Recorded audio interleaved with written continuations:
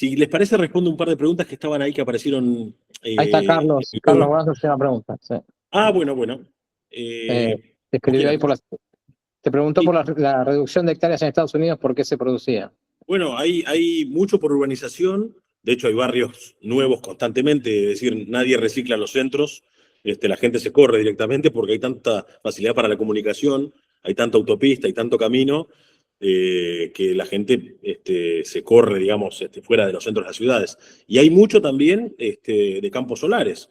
Es decir, la turbina eléctrica prácticamente no quita nada, porque quita 1 hectárea entre el camino y el sitio donde se pone, ¿no es cierto? Pues después lo único que se tiene es digamos, la precaución de que si ante un evento de que se caiga, no le pegue a nada, digamos. Es decir, tiene que estar lejos del camino, de las casas, de los montes y de las otras turbinas entre sí. Pero fundamentalmente la reducción es por aumento de infraestructura, urbanización, mucho comercial, hay mucho comercial, es decir, un supermercado lleva 5 o 10 hectáreas, según el tamaño que sea, nuevo, y mucho también destinado, digamos, a energías renovables, ¿no? La otra pregunta que había, perdón, para que no se pase, era por el tema del pH, ¿por qué no se tomaba tan en serio en Argentina? Bueno, una de las razones es, digamos, el convencimiento que tiene la gente de que no debe remover el suelo, ¿no es cierto? El pH se enmienda, obviamente, a una profundidad similar al de la rizosfera, ¿no es cierto? Si uno piensa que espolvoreando cal en la superficie va a corregir el pH, no lo va a hacer. Lo tiene que incorporar, y se incorpora sin que a nadie se le caiga un anillo en muchos países, digamos, ¿no? Digamos, el apasionamiento por la siembra directa que hay en la Argentina y digamos, la cancelación que tienen algunos colegas hacia otros por la incursión en la labranza, aunque sea vertical, previene que muchos quieran tocar el suelo. Y la verdad es que el pH es muy necesario, es tan necesario justamente como la nutrición, porque de hecho es la vena que hace que llegue el nutriente a la célula, ¿no? Si no se hace insoluble. Tiene que ver con el hecho de que mucha gente no remueve el suelo y se debe incorporar, digamos, preferentemente con labranza vertical, ¿no? Sí, perdón, José Luis había dicho también algo, habías levantado la mano. Sí, José, había levantado la mano un poco tomando lo que había comentado Alberto recién, que Argentina en general ha tenido una posición bastante débil en los foros mundiales respecto de toda esta agenda que se viene implementando. Y de hecho, en muchos casos no se ha aprovechado lo que sí vino planteando Brasil con mucho énfasis y mucha fuerza, al igual que Estados Unidos. Entonces digo, siendo Argentina el tercer productor mundial de soja, junto con Brasil y Estados Unidos, evidentemente ahí habría que tomar una política en común de los países productores de soja y plantarse, porque en definitiva toda esta movida que viene con BISEC realmente va a complicar mucho la operatoria y en definitiva es más carga, yo lo vengo viendo con los acopios, con el productor en sí, es toda una carga burocrática y un costo de transacción que lo tenemos que absorber nosotros. Entonces, en definitiva, para demostrar que la producción no viene de deforestación, y la realidad es que en Argentina la mayor parte de la soja y de la producción que tenemos no proviene de deforestación. Con lo cual tampoco tiene tanto sentido avanzar por ese lado. Y si viniera de deforestación, bueno, ¿cuál es el problema? O sea, si se puede hacer un manejo sostenible de la deforestación, ¿cuál es el problema? O sea, tampoco debería haber una restricción en ese sentido. Es realmente brutalista la imposición que viene desde Europa y evidentemente Argentina debería tener una política exterior mucho más firme y más comprometida con la producción. Porque realmente, si tomamos a los costos de transacción como indicador de eficiencia económica, bueno, esto atenta contra la eficiencia económica. Así que, nada, era agregar ese comentario nomás. Gracias. Y una cosa, sí, perdón. Sí, Santiago está con la mano levantada. Y otra cosa bueno. Una cosita más y ya lo dejo hablar a Santiago, perdón. Sí. Independientemente de que a la Argentina le convenga o no en la primera etapa entrar, por todo lo expuesto anteriormente, y por eso, digamos, me pareció oportuno hacer la justificación, ¿no es cierto?, de la argumentación, es una cuestión moral. Si estamos diciendo que le llevó a la humanidad 10.000 años de organización llegar a producir la cantidad de alimentos suficiente para alimentar a todo el mundo, independientemente de cómo se reparta después, ¿cómo vas a ir en contra de justamente esa tendencia, independientemente de que te pueda llegar a favorecer al principio o no? Acuérdense que muchas de las restricciones, además, lejos, digamos, de pertenecer al monopolio de la bondad, lo que buscan además es hacer inviables cosas que son viables naturalmente. Es decir, cuando uno tiene algo tirado de los pelos y obviamente imposible de competir económicamente con lo natural o con lo tradicional, lo que busca primero es que el otro se haga caro, se haga escaso, se haga difícil y encima tenga penalidades como para poder introducir un nicho de negocios nuevo. Y de hecho, pasó con el auto eléctrico, independientemente de que a alguno le guste o no, es eso. Pasó con las energías renovables, que también muchas de ellas son altamente ineficientes y solamente subsisten con subsidios. Y pasa con, por ejemplo, la inclusión de harina de insectos, por nombrar, digamos, una de las tantas aberraciones que se proponen. Es decir, nadie la va a elegir libremente. Entonces, como nadie la va a elegir, los argumentos de marketing o de mercadeo son la difamación y los impuestos. Y bueno, es simplemente por eso, digamos, ¿no? La verdad que además, dejando de lado eso, ¿a usted les parece que lo que le va a cobrar la agenda o digamos, o los bonos, digamos, el mercado de bonos a empresas de transporte marítimo, automotrices, mineras, petroleras, de calefacción, de lo que fuera, le va a llegar al agricultor minifundista de África Central? Bueno, no, le llegará con suerte el 10 o el 20%. El resto de eso, además de incrementar costos, va a quedar en las manos de los intermediarios y los certificadores. De hecho, ya lo dicen. Con lo cual, ir en contra de la producción de alimentos, cuando hay todavía una parte de la población que necesita de ellos, y a su vez que tampoco está probado científicamente que las actividades como la ganadera, la agrícola y la forestal, que de hecho son las únicas tres que secuestran carbono, digamos, del aire, en el flujo, digamos, ¿no? Solamente estoquea la forestación, justamente no pasa por ahí la restricción. Debería pasar por otro lado en todo caso, ¿no? Perdón, Santiago, te cedo la palabra. Bueno, muchas gracias. La verdad que interesantísimo esto. Yo lo que quería comentar es, bueno, los europeos, obviamente que cuando se negoció el acuerdo Unión Europea-Mercosur, que me tocó estar ahí negociando en primera línea, lo hacíamos con los brasileños y los uruguayos y los paraguayos, pero convengamos que hacíamos un frente muy fuerte con Brasil. Siempre el europeo te quiere pedir el dedo, la mano, el brazo, todo, piden todo y después negocian. Entonces hay que entender esa lógica. Acá aparentemente, como que esta restricción que empieza el 1 de enero, como dicen, listo, ya me la ganaste, yo ya perdí. No, momento, tenés que plantarte, como decía José Luis, y decir, mira, no está, esto no lo vamos a poder hacer, no vas a poder certificar la cantidad de soja que necesitas. Entonces la amenaza de ellos es, imagínense la amenaza.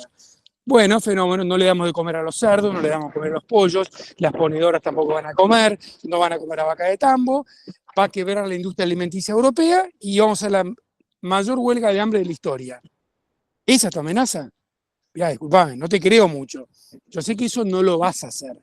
Entonces tenemos que buscar la manera de decir no y después negociar. Y negociar con herramientas que tenemos. Hoy tenemos algo bastante sencillo, y ahí, si querés, el Estado tiene una participación y ya está todo hecho, que es el RESPA. El RESPA es, si vos querés referenciar un camión de dónde vino, tenés un número de RESPA de un campo determinado y listo, le ofreces eso y se terminó. Lo otro, yo creo que es una avivada, lo hablamos acá, de las certificadoras, que lo que están buscando es justamente eso, hacerse un negocito de certificar. Y empiezan con esto. El año que viene ya viene el maíz. Ahora es soja, cacao, café, aceite de palma, carne vacuna y madera. Y lo próximo es maíz y después viene la certificación de humedales. Esa es la otra parte, que vas a tener que certificar que estás haciendo, dejando set aside algunas hectáreas en un humedal que puede ser la cuenca del Salado completa, para poder certificar que ahí criaste hacienda. Y a su vez que esa hacienda en el rumen pasó un fardo o un rollo o aceite o harina de soja que también tenés que certificarlo. O sea, es un mega negocio de certificaciones, que por ahí está el estímulo y el aliado que ellos tienen, que es clarísimo. Convengamos, lo mismo pasó con RTRS, no sé si conocen, Roundtable Responsible Soybean. Eso lo promovía la embajada de Holanda. Yo fui a reuniones, iba con Rodolfo Ross, iban los de Aparecí también, y lo que decían era, a partir, no me acuerdo si el 2011, 2012, no entra un kilo más de soja si no certifican con RTRS. No entra un kilo más. Y se presentaba enfrente a AHOL, que son los supermercados, la Cámara de Productores de Alimentos Balanceados, todos con la amenaza diciendo, por Rotterdam no entra más nada.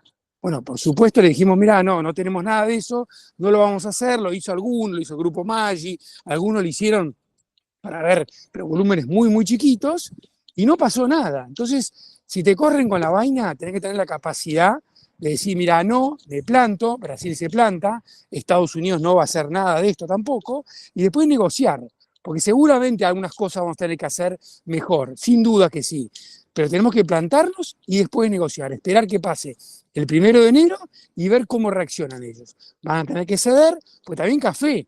¿Ustedes se imaginan en enero, febrero, marzo, la Unión Europea sin café, los Starbucks, todo eso cerrando porque no tienen café? Eso no va a pasar.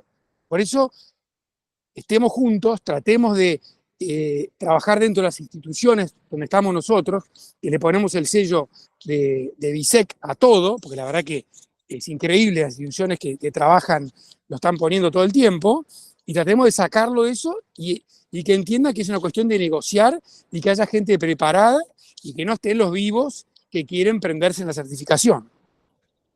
Ahí está. Ahí Cata Perfecto. levantaba la mano. Así. Cata levantaba la mano. Sí, perdón, me sumo ahora, habiendo escuchado a Santiago, y simplemente como una laburante siempre de empresas corporativas, y la realidad que ante la realidad que acabas de contar, la realidad es que las empresas corporativas están en cualquier cosa menos en lo esencial de lo que es la productividad agropecuaria. Es más, te digo, de hecho yo lo comento, yo reconozco que con el concepto de Agenda 2030, yo fui la primera que me tragué la primera curva, viéndolo quizás como muy desde el punto de vista naif, pero me doy cuenta que es como que alguna empresa se metió en este tema de las certificadoras y están todas en el tema y ninguna, y lo peor es que no veo integrantes de empresas, o sea, grupos de empleados de distintas empresas, de semillas, de agroquímicos, de fertilizantes, que tengan la idoneidad profesional para llevar adelante eso y plantarse ante esto. O sea, no lo estoy viendo, Los últimos 5 o 6 años, yo reconozco que a mí quizá, obviamente, por las funciones que cada uno cumple, y el tema no lo tenía nadie, porque siempre es la gran lucha, las empresas corporativas no toman recurso humano para trabajar en conceptos políticas públicas, siempre quieren trabajar en temas que son beneficios para ellos y no para el concepto de lo que yo digo, bien para toda la sociedad.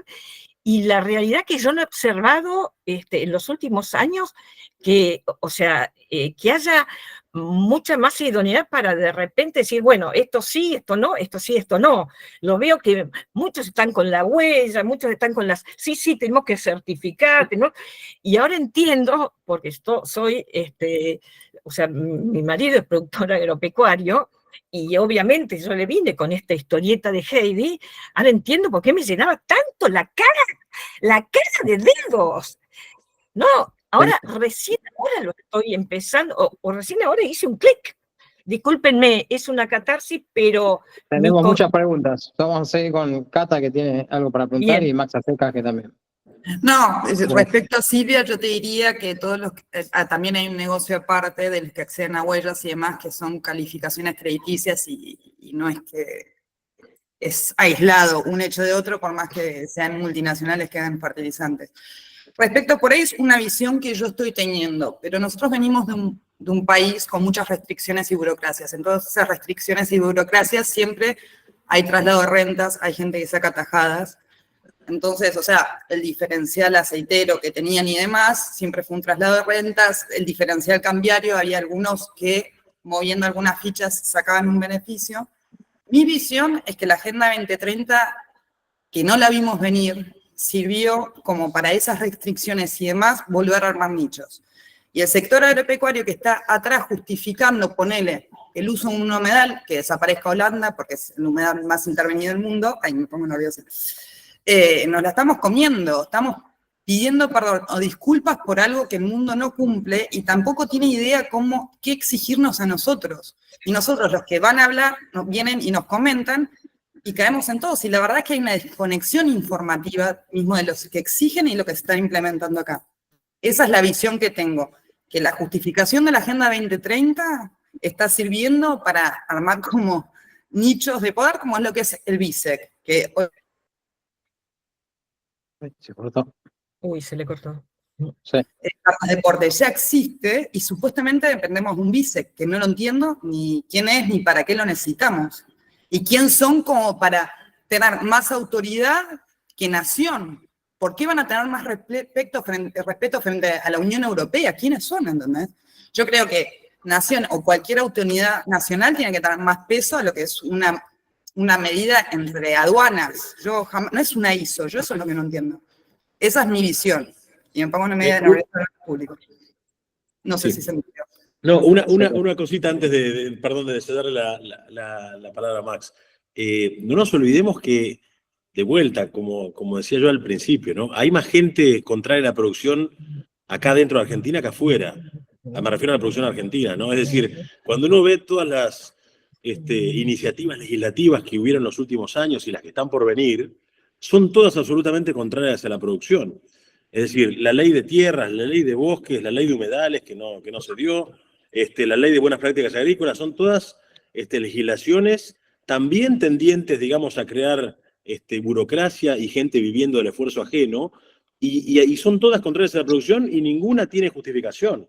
Es decir, pasaron la de tierras, pasaron la de bosques, se frenó, digamos, la de humedales, también sin ningún tipo, digamos, de justificación para tenerla, porque de hecho los humedales ya están protegidos desde la década del 70, y sin embargo se insiste, ¿no es cierto? Se insiste con eso. Yo creo que hay mucha más gente en contra de la producción argentina dentro del país que fuera, ¿no? Además, para no perder, digamos, eso de vista, ¿no?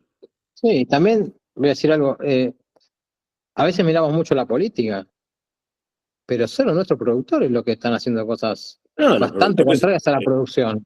Hay un tema en la agenda antiproductiva muy fuerte, nada tiene que ver con lo que hablábamos recién, con leyes de mercado, con situaciones que no. Entonces, uno se pregunta, podemos ir a hablar con todos los diputados, pero si el problema lo tenemos, el BISEC no lo conforman ellos, por ejemplo. No, desde ya. No, y aparte hay productores que yo los he visto, digamos, han hecho videos diciendo que medían el carbono, que medían, está bien.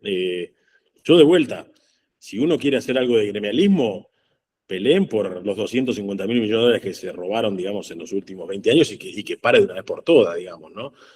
Amén, digamos, de los 40.000 millones de dólares de capital en fósforo, potasio y etcétera, ¿no?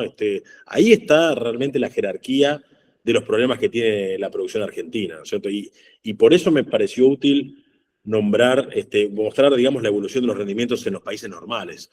No paran de crecer, acá seguimos todavía estancados desde hace 30 años, ¿no es cierto? ¿Cuántos son los productores que miden carbono? No sé, Silvia, en realidad, pero videos había montones, de un montón de asociaciones y organismos de extensión agropecuaria. Pero, ¿cuántos pueden ser? Pará, 300, está más hace un rato ahí. 400. No, a lo que va el comentario es que estamos preocupados en eso que en defender el derecho a la propiedad privada. Eso nomás. Es decir, la verdad que no tiene ningún sentido, digamos, no tiene ningún sentido preocuparse por eso cuando te están robando el 80% de lo que ganás por año. Eso es inadmisible, digamos, está bien, y hay paciencia, todo lo que se quiera, pero, digamos, eso es insostenible, digamos, ¿no? Yo creo que la energía del productor, además de dedicarse a trabajar, que es lo que deberíamos hacer, en todo caso, si en algún momento cruza la línea del activismo o del gremialismo, o lo que sea, debería estar centrado en tratar de normalizar algo que solamente existe en la Argentina, digamos. Después vemos todo lo otro, ¿no? Pero es inadmisible que estemos viendo cosas tan triviales como eso, cuando en realidad esto está llamado al fracaso si sigue así, ¿no? 25 años llevamos casi aguantando semejante saqueo, ¿no es cierto? Está Max ahí esperando. Perdón, Max, sí. Bueno, va muy en línea con lo que ustedes vienen hablando, y vos sabés que yo siempre hablo del tema propiedad privada y derechos de propiedad que emanan, y ahí es donde se hace la mezcla de todos tiramos para el mismo lado, somos todos amigos. Los capitalistas en el campo que meten en el bolsillo, la mano en el bolsillo para pagar, por ejemplo, las retenciones, y los que pagarían todos estos costos son el productor y el dueño de la tierra, vos lo sabés, y a veces son la misma persona. Sí, sí, claro. Todo el resto cobran igual. No, O sea, aplauden. Sí, ahí está el conflicto que tenemos en el sector. Hay que separar los capitalistas y el resto. Tenemos intereses muy diferentes. Estamos con el conflicto del tema de la carne y la trazabilidad. Todos los intereses de la comercialización de carne no son los del productor y en muchas partes conflictúan. Todos los de los comercializadores de cereales, ellos no van a... O sea, vos tu esquema de ingreso no tiene nada que ver con el de ellos. Ellos por la rentabilidad que tengo yo no se levantan a la mañana. No, y por el riesgo menos. Y ahí viene la parte de la producción confundida que cree que somos todos amigos y todos tiramos para el mismo lado. No podés escuchar al tipo cuyos ingresos no funcionan igual que los tuyos. O sea, él no te puede dar consejos porque te está dando los consejos que le sirven a él. Y hay mucha gente que en Argentina eso ya lo hace de reflejo. Le dice al otro lo que le conviene a él. Eso lo hace, no sé, media Argentina hace eso. No, es ese detalle de decir, cuando opinemos todos. No opinemos todos. Opinemos ¿viste? El que tiene tela metida en la cosa, sí. El resto, bueno, sí, que opinen sobre su negocio, pero que no opinen sobre el mío. Y hay mucha de esa transferencia de costos, digamos. Un ejemplo de eso es la constitución del Consejo Agropecuario Argentino. Es decir, en una mesa de 30 se sientan todos, pero todos viven de uno. Exacto, y digamos, te ponen a vos. El que produce nutria, todos tienen voto, el que produce nutria o cualquier cosa, pero todos viven de robarle al que produce maíz. Por poner un ejemplo. Siempre convencen a algún nabo de tu sector para que vaya y decir, miren, acá están representados. Dejate de joder. Sí. No, es como la FIFA. Es como la FIFA. Exactamente igual. Bueno, eso era mí. Bueno, gracias. Ahí está José Luis y Federico.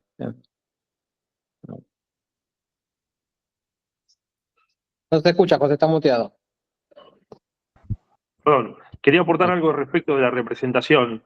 Que coincido plenamente con lo que estaban diciendo recién respecto de esta representación de cadena, que realmente es una representación difusa y ha hecho mucho daño a los productores especialmente. Pero esto no solamente se produce en esas organizaciones como el Consejo Agroindustrial Argentino o las cadenas de los distintos granos, sino que tenemos un problema mucho más intrínseco en las entidades de representación del agro, como pueden ser las sociedades rurales.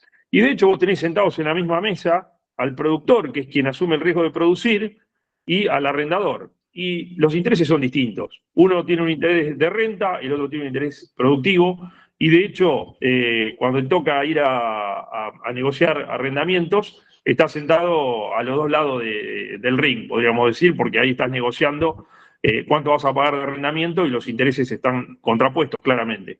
Entonces, esto que a veces suena un poco controvertido, yo no me canso de decirlo, porque lamentablemente y generalmente la gente que más tiempo tiene son los arrendadores, y de hecho, como han dejado de producir y han arrendado su campo, se visten digamos, como productores y van a representar, y especialmente en Capital Federal, porque tienen bastante tiempo para hacerlo y están ahí.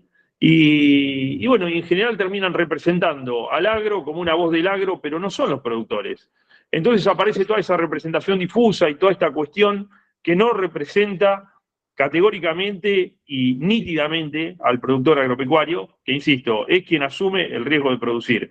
Es decir, y pongo un ejemplo concreto, una vez me llamó el intendente, yo vivo en Chacabuco, una vez me llamó el intendente y me decía, no entiendo por qué algunos productores me los encuentro por la calle y me putean y me dicen, che, ¿cómo no vas a declarar la emergencia agropecuaria? Y en cambio otros me dicen, che, qué bien que estuviste que no declaraste la emergencia agropecuaria. Entonces yo no entiendo por qué pasa eso, me decía el intendente. Y la respuesta es muy sencilla.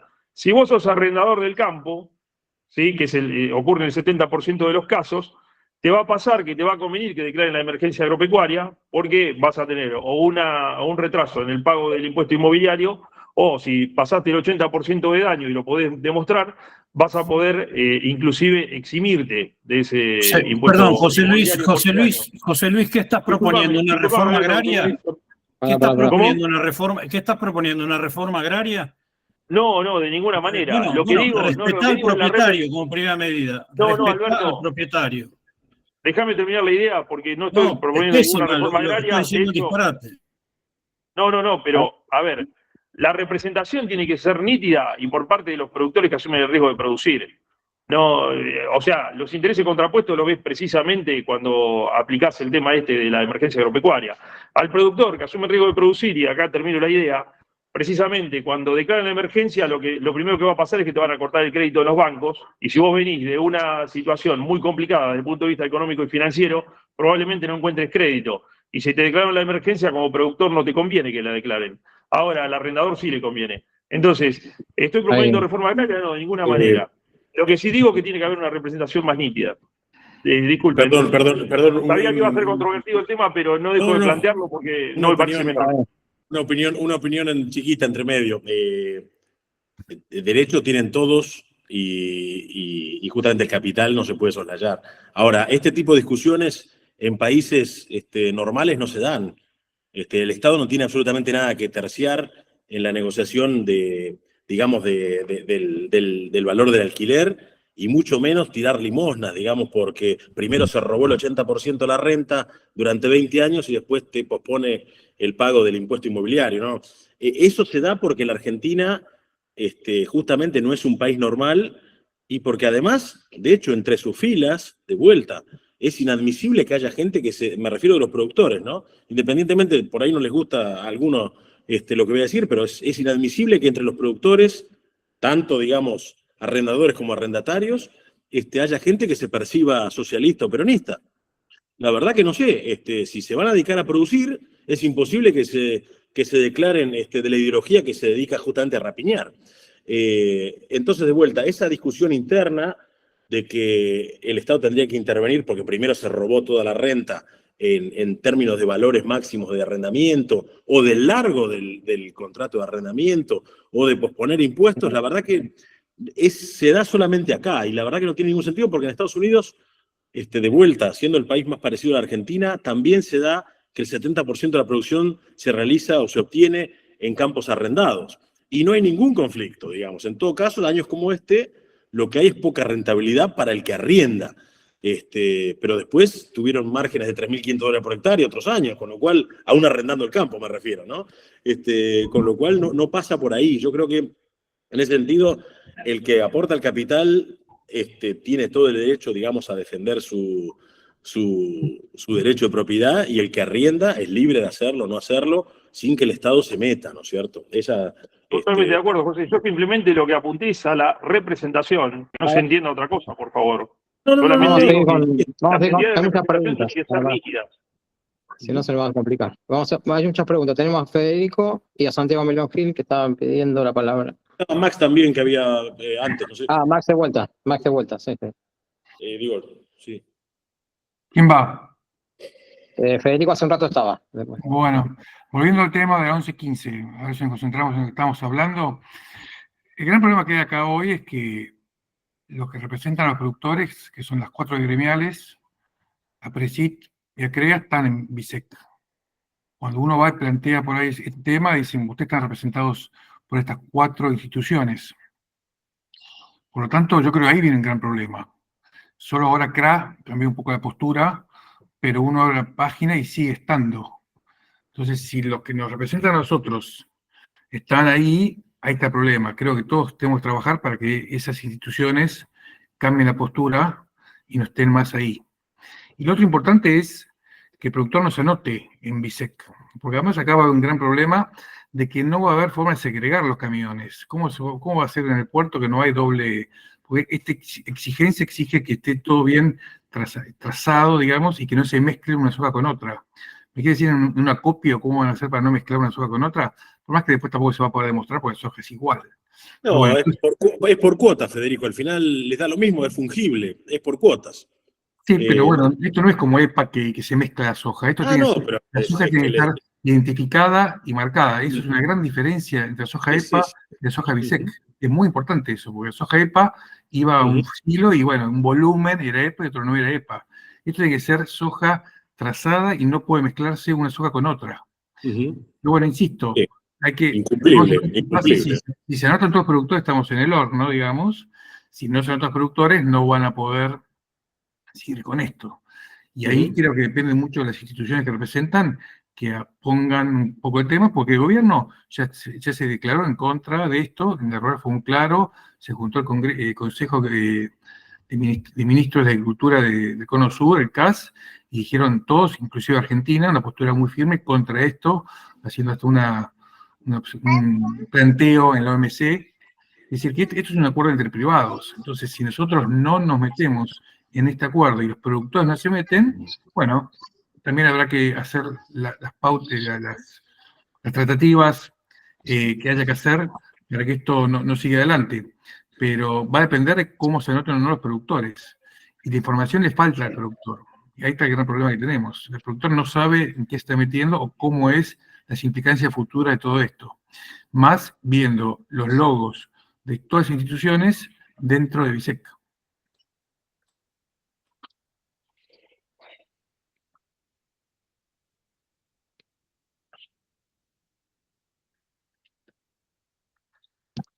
José, bueno, ahí está Santiago Melón Gil y después Max. Sí, bueno, suscribo lo que decía Federico recién y lo mencionó antes Santiago, que tenemos que trabajar en las organizaciones a las que pertenecemos para dar la batalla, ¿no? La verdad, lo que decía Silvia también es toda una reflexión lo que estamos haciendo. Y me quedé pegado de lo que estábamos hablando antes que José mencionaba. O sea, los tipos que tenemos sentados al lado generaron los rabetinos, los idíotas, o sea, en su momento, por tratar con el peronismo, los unió en espanto. O sea, entonces tuvieron que decir, busquemos un tipo que vaya y si hay que poner un cheque, lo pone y si hay que negociar tal cosa. Nosotros no lo tenemos, no lo tuvimos a ese, porque es el mismo corporativismo que lo generó. O sea, la industria automotriz tiene el tipo que va y habla en representación de todos. Esos son los tipos que nos han estado robando y cuando van con el gobierno, lo que mencionaba José, también están acostumbrados a que nosotros seamos un mecanismo que seamos un medio para que ellos se apliquen. Nada más después todo ya se dijo y por supuesto para mí una persona que tiene una escritura pública en Argentina de un campo es un héroe, porque está empomado y arrendando cosas que hago bastante, puedo entrar y salir. O sea, y me puede ir mal y me puede ir bien. Pero tener una escritura pública en Argentina, la verdad, es un riesgo. Mirá lo que van los buenos, nada más.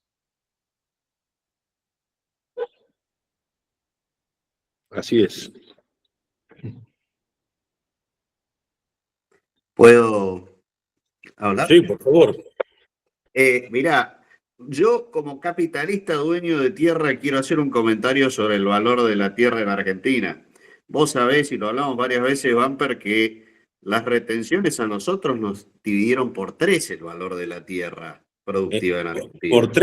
Por 3 en la zona más productiva. Por 4, la zona más productiva. Por 10, por 20. O sea, lo que era, y después lo que era agricolable marginal quedó a ganadería, y eso produjo una onda de destrucción de valor de capital tierra en todo el país. O sea, no es solo el productor el que pierde guita acá. Riesgo, yo tengo todo mi capital en tierra. Cada vez que hacen una cagada, o sea, mi patrimonio total se dividió, o sea, lo fraccionaron mal.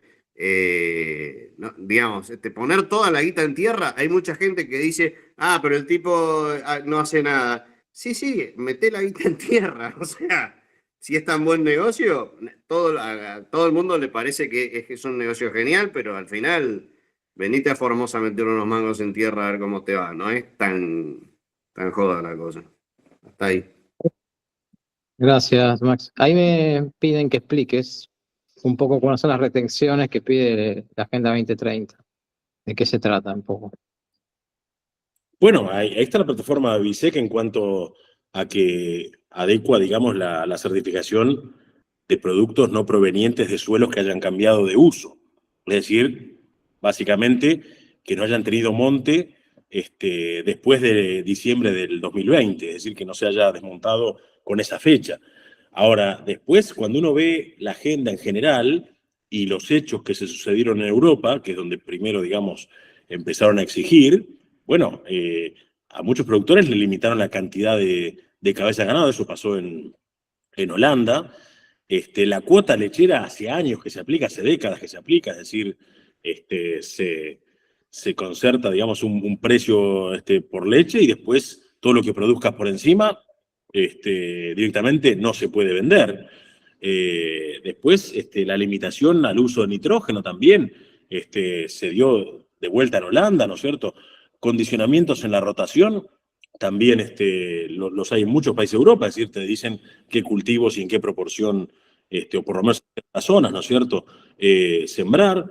Después, obviamente, hay prohibiciones de organismos genéticamente modificados, algunos incluso editados genéticamente, que es decir, no son transgénicos, pero fueron editados. Hay moléculas de fitosanitarios, ¿no es cierto?, también prohibidas. Hay una multiplicidad, digamos, de restricciones que las hacen en el propio lugar y muchas de esas aducen, digamos, daños a la salud y daños al medio ambiente, ¿no? La verdad que eso depende de la concentración y depende en cada lugar y algunas son ciertas y otras no. Ahora, tengan en cuenta lo siguiente, si uno deposita en la primavera 15 kilos de semilla de maíz y después en 6 meses tiene 30.000 kilos de materia seca, ¿de dónde les parece que salió la materia seca?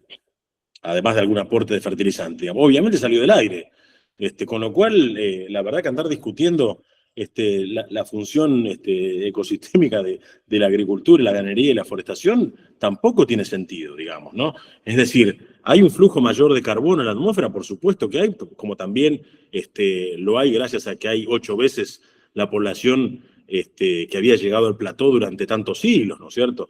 Se multiplicó por 6, por 7 o por 8, según si uno toma el último siglo y medio o los últimos siglos, con lo cual obviamente va a haber mayor circulación de dióxido de carbono en la atmósfera. Ahora, ¿cómo se utiliza? Bueno, de todas las actividades económicas que hay en el mundo, solamente 3 toman carbono del aire. Después hay otros medios, ¿no es cierto? Por supuesto, los océanos también toman muchísimo carbono del aire, pero son justamente la agricultura, la ganadería y la forestación.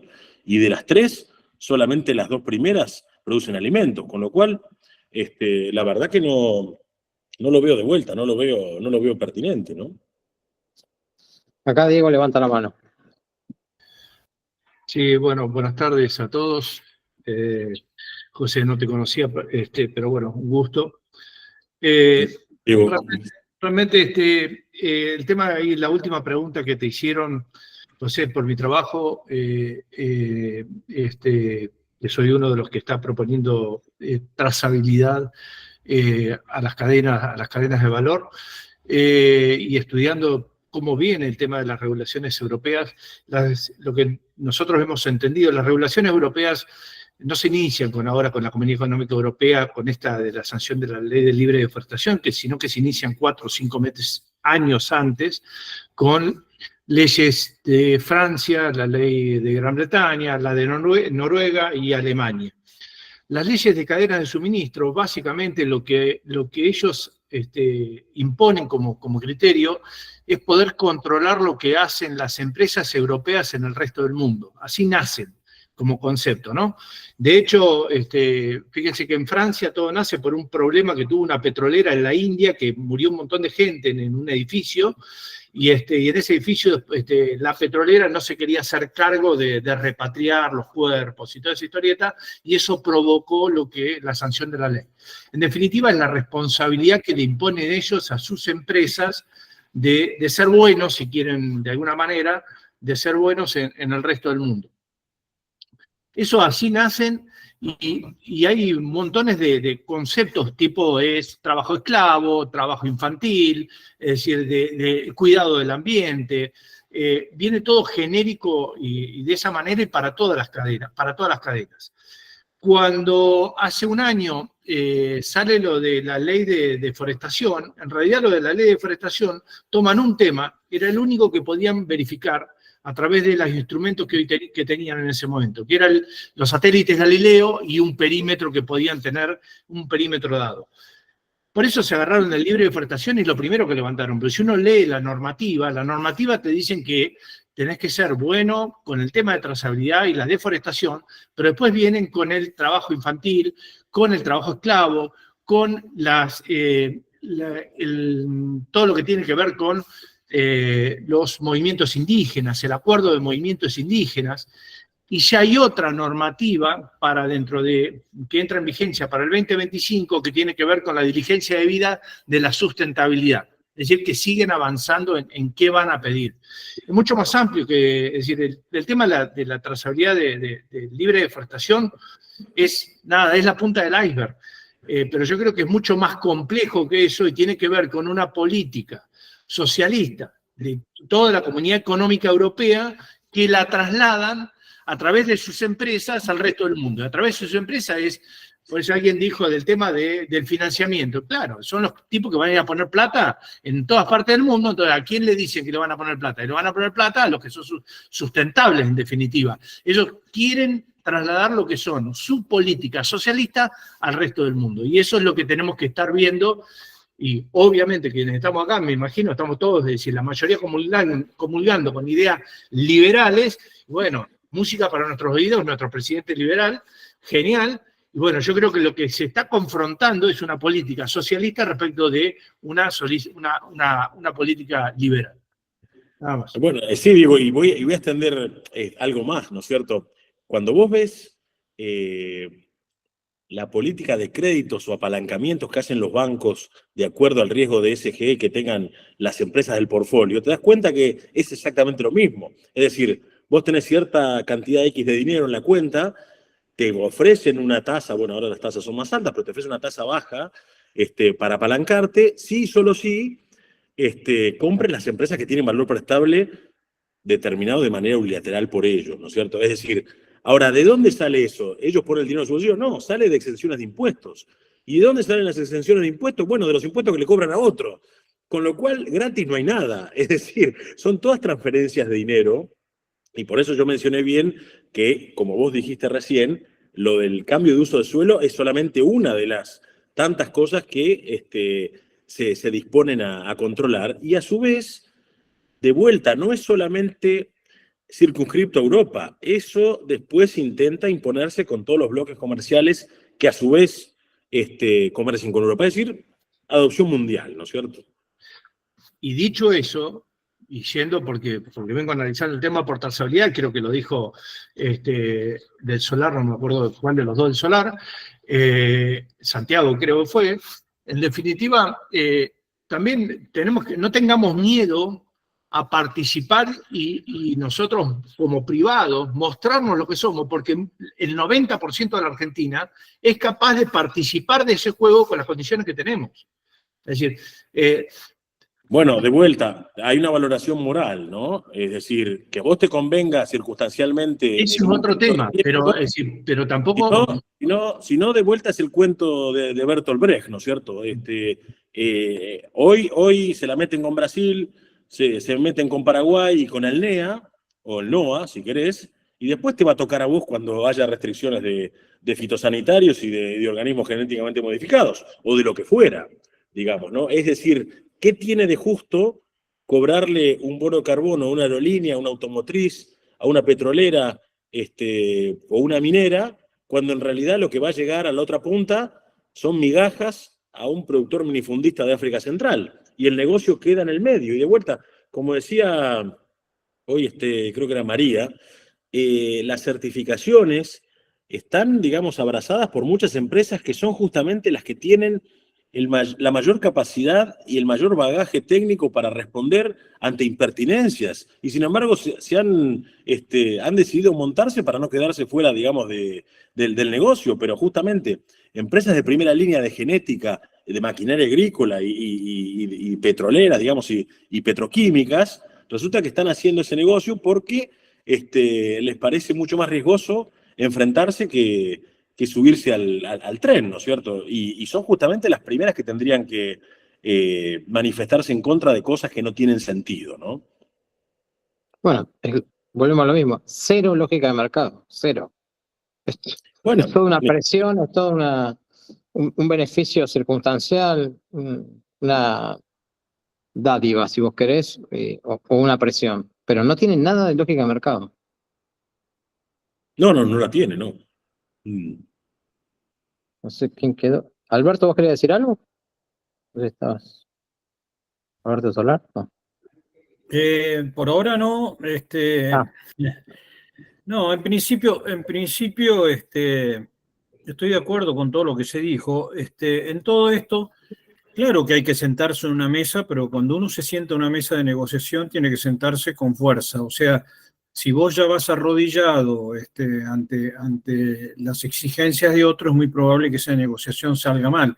Yo creo que acá es desde el punto de vista que tenemos que ir con una negociación fuerte, con gente que no esté involucrada en un negocio ad hoc a lo que estamos hablando. Y muy bien lo que dijeron todos ustedes con respecto a estas empresas satélites del agro, tanto proveedores de agroquímicos, proveedores de genética, proveedores de todo, que vos fíjate que ya en todos los avisos comerciales están hablando de sustentabilidad, están hablando de medio ambiente, están hablando de todo eso, sumándose a una cosa que no sabemos bien. Y acá hay otro punto, y esto voy a ir al tema, cuando hablamos del tema gremial rural. Vos fíjate, nosotros, las del norte, el grupo de rurales del norte de la provincia de Buenos Aires, en un momento dado, dijimos que cuando vos estás tratando, vas a un congreso, por ejemplo, para ver cómo podemos aumentar un 3-4% el rinde de soja, suponete, pero por otro lado tenés un estado que te está llevando el 70% de la producción, cuando quizá ponemos mucho más énfasis en tratar de ganar un 3-4% de productividad, cuando no estamos bajo ningún punto de vista defendiendo nuestro interés ante un Estado o ante una voracidad tremenda de un Estado. O sea que la conclusión de ese comunicado que sacamos, que a veces no vemos que capaz que es mucho más importante invertir en gremialismo y no tanto en tecnología cuando realmente se te va todo. O sea, nos han metido en la cabeza a ser productivistas. Productivistas en todo sentido cuando por ahí el spread de tu negocio si vas a hacer 110 quintales de maíz y te salió 95 producirlo, evidentemente nuestra rentabilidad tendría que estar como la de un Ford Falcon, que quizás tendríamos que aspirar a 70 quintales de maíz con un costo de 40. Es una barbaridad lo que estoy diciendo. Es una barbaridad lo que estoy diciendo, pero sí nos estamos fundiendo mientras otros ganan mucho más cuanto más productividad o cuanto más producción hay. Porque la bolsa de cereales le conviene que haya millones de toneladas a la venta, al Estado argentino le conviene que haya millones de toneladas a la venta, y quizá en nuestros bolsillos eso nos está significando destruir nuestros suelos, meterle una agricultura sin reposición de nutrientes, y al final de cuentas, ¿quién va a ser el gran perdedor? Por eso, por otro lado, defiendo totalmente al tema propietario del campo. No podemos meter al Estado como árbitro entre un negocio entre privados. Si el negocio no te va, hace otro negocio. Pero respetá, el mejor ejemplo es la ley de alquileres urbanos. Ahí tenés el mejor ejemplo de todos. Bueno, esto es muy largo. No quería entrar en el tema propiedad, no propiedad y arrendatario, no arrendatario. Pero el tema es, el campo no se está defendiendo como debe porque hay muchas dudas al respecto. Fíjate, hoy mismo, en esta charla, hubo gente que recién se entera de la gravedad de esto. Y es muy grave. Gracias. Ahí tenemos. Un comentario sobre eso. Hoy escucho a alguien diciendo porque ¿cómo se llama? La tasa de extracción en el rebaño vacuno, por ejemplo. Y es muy común que nos digan a los productores, ustedes deberían tener un punto más de esto. No hay costos marginales en Argentina. Claro, para el que va a rinde no hay costos marginales. O sea, no saben que vos en Argentina te chocás con los rendimientos marginales decrecientes en cuanto empezaste a producir. ¡Plum! Ya empezaste a perder. O sea, bueno, es la falta de justamente de coincidencia entre óptimo agronómico y óptimo económico que me he cansado de escribir sobre eso. Es decir, la gente lo entiende más fácil en términos más coloquiales, por ejemplo, con la cantidad de HP que le lleva un motor a alcanzar cierta velocidad. Es decir, se puede alcanzar 200 kilómetros por hora de velocidad máxima con 140 caballos.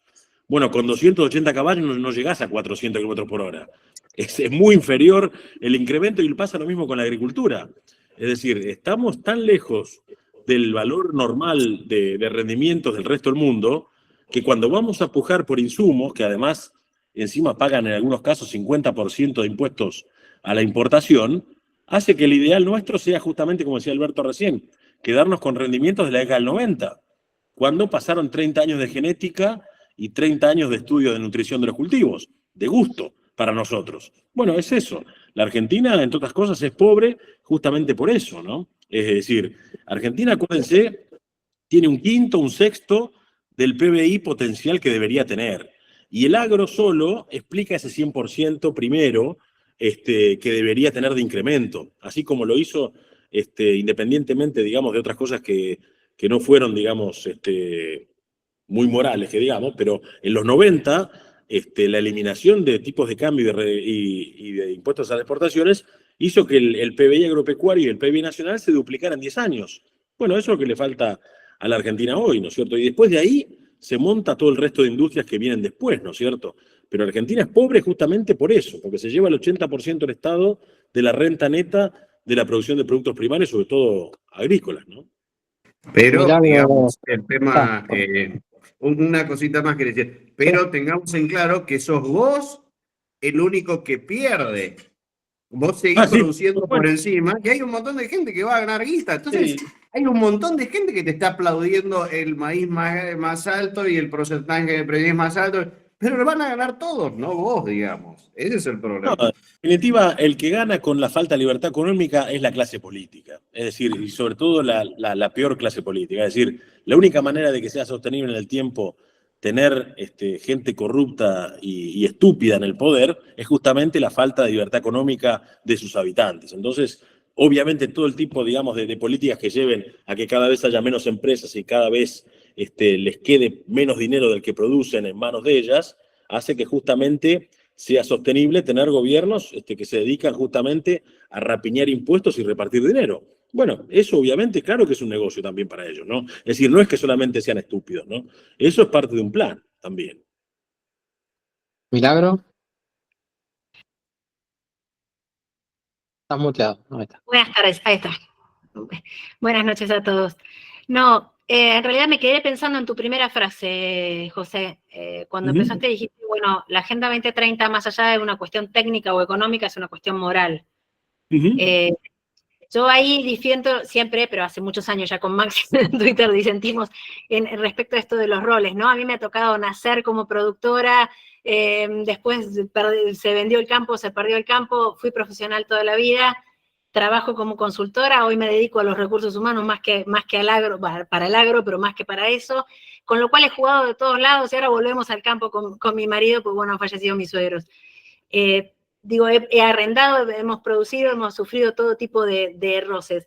Yo lo que estaba viendo acá, y hoy les presento a Esperanza, de paso, que es reciente estrenada estudiante de agronomía, me daba lo que le están dando en la facultad hoy, y era exactamente lo opuesto a lo que vos estuviste diciendo, José, pero exactamente lo opuesto. No, me imagino. Todo bien, lo que está todo mal. Entonces digo, también ahí tenemos un grave problema, ¿no? Porque digo, más allá de la representatividad política, ¿De FAUBA, perdón, es la Facultad de Agronomía de Buenos Aires? ¿FAUBA? No. Okay. Es igual transversal, Igual, es exactamente igual en todas las universidades. Desde la última del conurbano hasta la más nombrada, tienen toda la misma. Exactamente. Sí.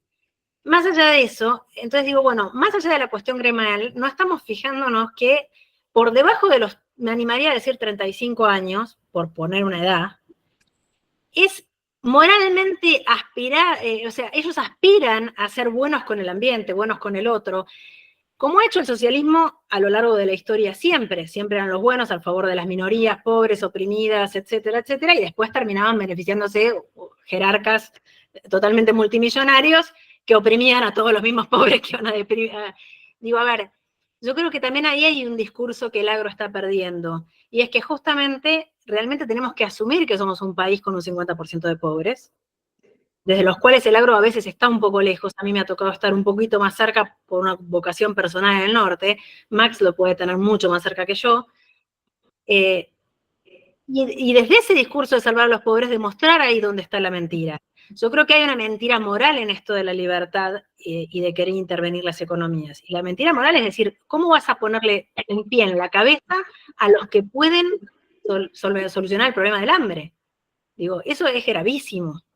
Es mucho más grave que toda una cuestión política. Después vamos a la propiedad privada, que obviamente es un derecho indiscutible y inalienable, pero digo, primero que todo es desmistificar ese discurso, porque con toda buena voluntad un profesional de 30 años sale y te dice que te tenés que certificar con el carbono porque vas a salvar a un montón de millones de chicos que van a venir en el futuro.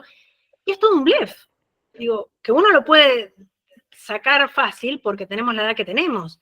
Pero digo, cuando uno va a la cabeza de un chico y dice, no, pero profesionalmente, y la tecnología, y entonces vengo con las Actech, y tengo 25.000 personas, entonces vos decís, bueno, ¿está mal que ese chico aspire a trabajar en esas empresas? Y no, se cree salvador del mundo. A ver, en el año 92 presenté un trabajo en la FAO para la paz mundial, ¿no? Y era agricultura sostenible. Digo, a ver, a todos nos pasó esa etapa, y estaba muy bien la agricultura sostenible, y ha hecho grandes cosas la agricultura sostenible en este país. Ahora, digo, hoy se han ido al otro extremo, como pasó con montones de causas nobles, ¿no? Como pasó con el feminismo con la mujer, como pasó con montones de causas nobles, ¿no? Como siempre ha hecho el socialismo en el mundo desde hace 200 años.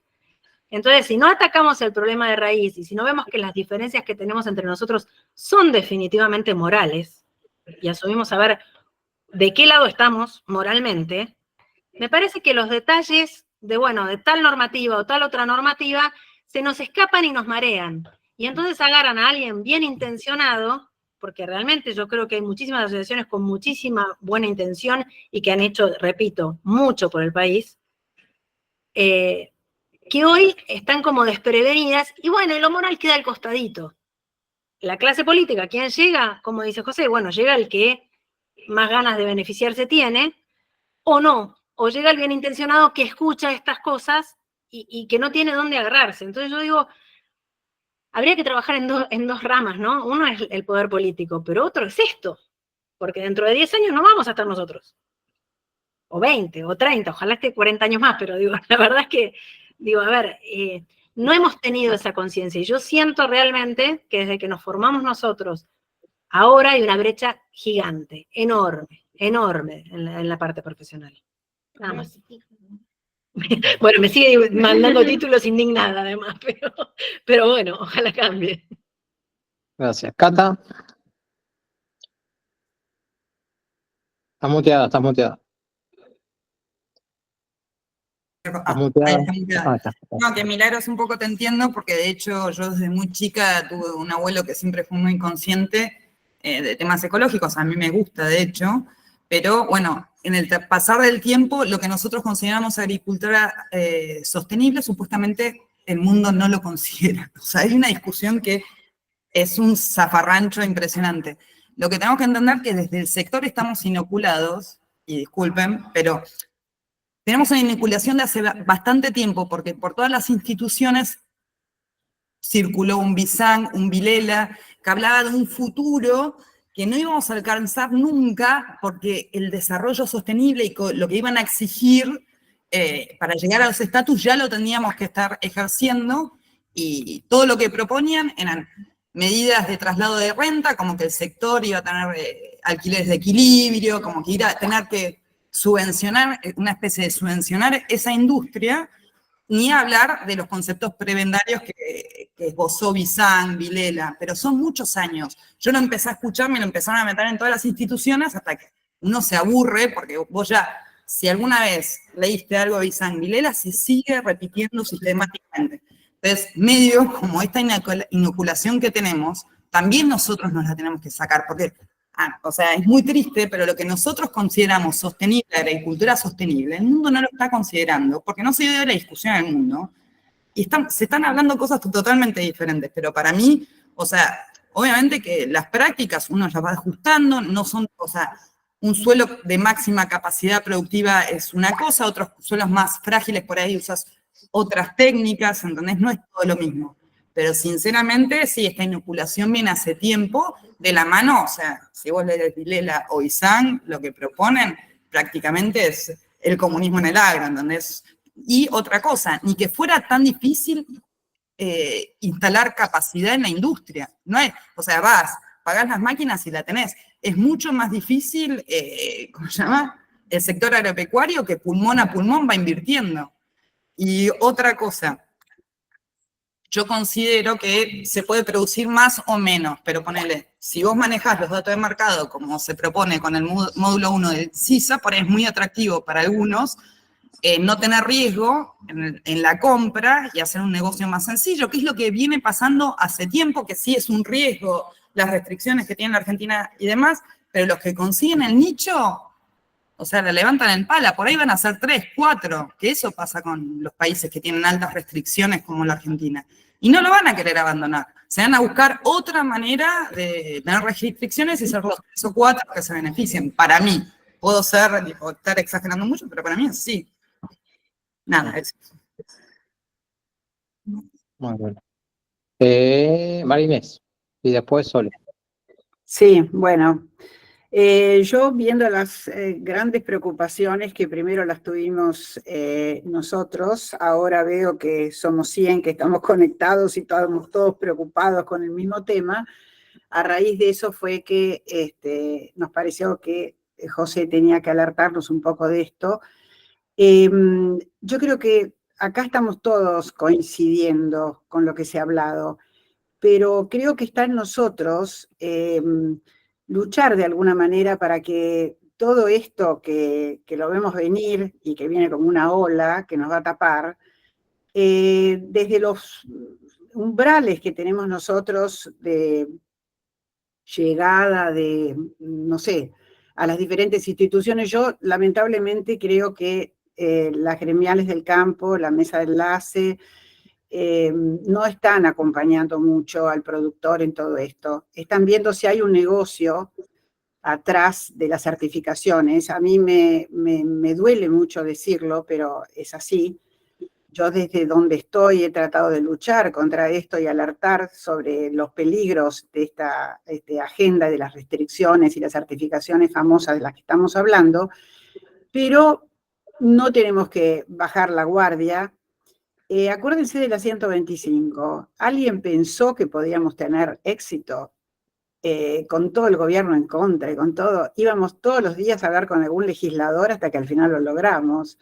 O sea, creo que no tenemos que bajar los brazos y meterle para adelante, hablar, alertar. Esta reunión ha sido para eso, para que sepamos exactamente los peligros que tenemos adelante y podemos a mucha gente que veo aquí, que tiene posibilidades de hablar con legisladores, en fin, con gente que está más cercana al gobierno para alertarlos de que esto es un gran blef, es en contra de la producción. Argentina necesita producir más porque necesitamos más plata, más posicionamiento en el mundo, de manera que, bueno, no bajemos los brazos.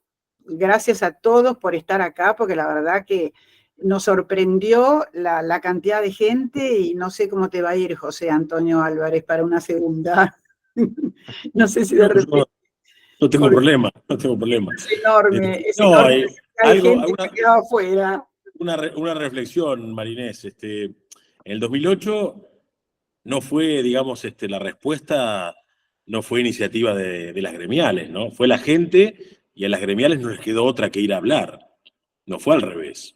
Exactamente, no, yo no digo que haya sido nada de las gremiales, ha sido el pueblo que se levantó. En el 2002, algunas de ellas incluso suscribieron el advenimiento de las retenciones, para decirlo directamente, Federación Agraria. Es decir, había fotos de Bussi reunido con Delía y con otra gente en su momento, con el tema de tierra y vivienda, y de hecho suscribieron la imposición nuevamente de las retenciones en, creo que fue marzo o abril del 2002. Obviamente cualquiera con dos dedos de frente se daba cuenta que eso no iba a quedar en el 10%. De hecho, durante todo el primer gobierno subió 4 o 5 veces.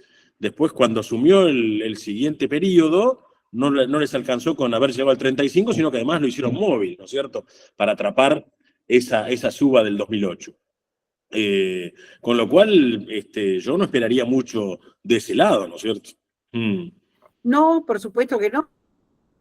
Sí. Por eso lo digo, porque me por eso mismo me molesta que no haya una defensa mayor de donde tiene que venir, de los que nos representan, a eso voy. De todas maneras, si no viene de ahí, bueno, lo haremos nosotros o trataremos por lo menos. Esta reunión es para eso, es para que todos estemos alertados y en conjunción para un trabajo en contra de esto, ¿no? Así es, sí. Sole y después Santiago. Buenas noches. Bueno, un poco repitiendo lo mismo, pero para ver hacia dónde vamos o qué gestiones tenemos que llevar adelante. Lo que vemos es que, obviamente, algunas entidades se han posicionado. Sabemos que CRA tomó posición negativa por el tema BISEC y en realidad, sobre todo, es por la ganadería, o sea, el sector ganadero que puso un freno realmente al tema BISEC en relación a los granos que, por una cuestión de granel, cuando uno, sabemos que a veces, más allá de que obviamente muchos se van a posicionar en contra, a veces en el momento de cosecha y demás, con tal de que todo vaya y se venda y vaya o se exporte o que vaya al puerto, terminamos a lo mejor poniendo un sí. Entonces, ese es un tema que la ganadería fue la que puso el freno, es así. El tema es, en el aquí y ahora, ¿qué pasa? El gobierno se supone, o por lo menos de lo que sabemos, el gobierno es como que se supone que continúa con el tema BISEC, va para adelante pero con reparos. O sea, se firmó un acuerdo de los países agropecuarios de América del Sur que ponieron un freno y lo que están pidiendo es tiempo igual que otros países en el mundo. Sí, ¿y quién va a negociar esto? ¿Cancillería?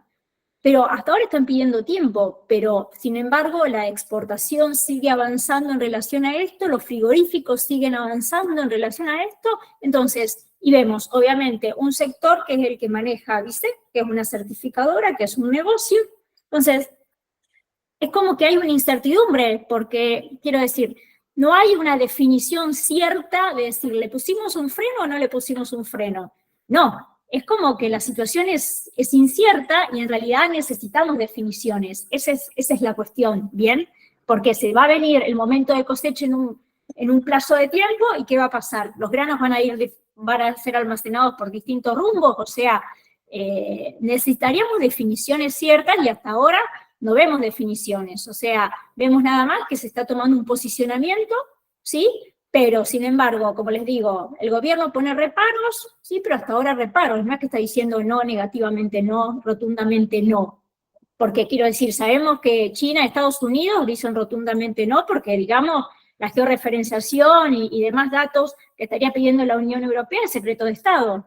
Pero acá solamente se está poniendo un freno y sabemos bien, los que por ahí participamos en otras reuniones, que Brasil y Uruguay en un sentido se posicionan en contra y vas a otra reunión y sabes que igual se están armando certificadoras en países vecinos. Entonces, creo que necesitaríamos ciertas definiciones y no la incertidumbre que tenemos actualmente, ¿sí? Y eso deberíamos exigir al gobierno y qué va a pasar, qué va a hacer los exportadores y los frigoríficos. Porque al fin y al cabo el productor, si el gobierno no pone un freno a todo esto, el productor a la hora de exportar y termina cumpliendo las reglas de la exportación.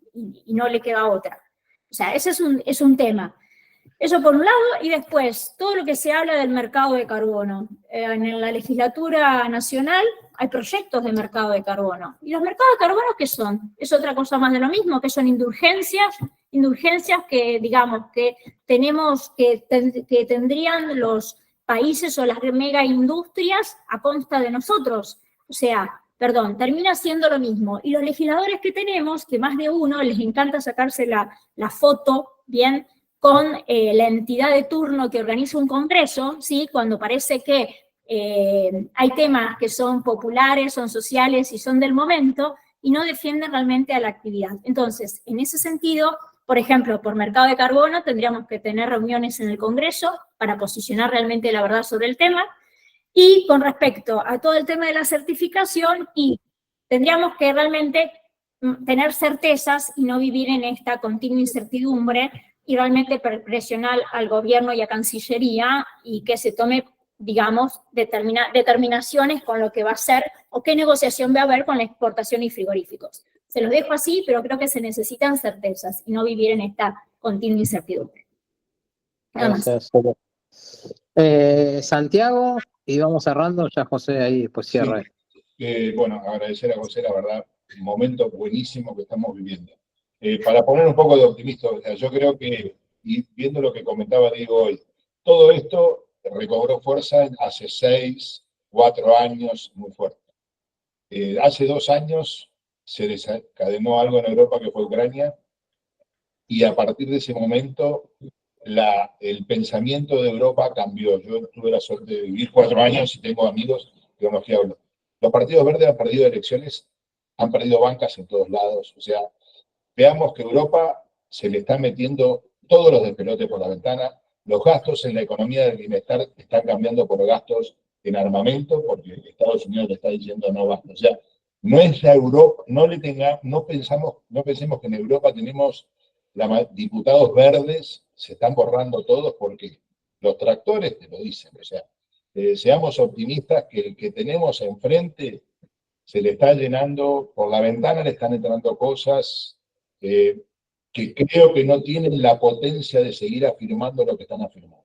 O sea, más que nada para poner una nota de optimismo y ponerle que el que tenemos enfrente no está con las pilas que tenía hace 6 años, porque los votantes lo abandonan.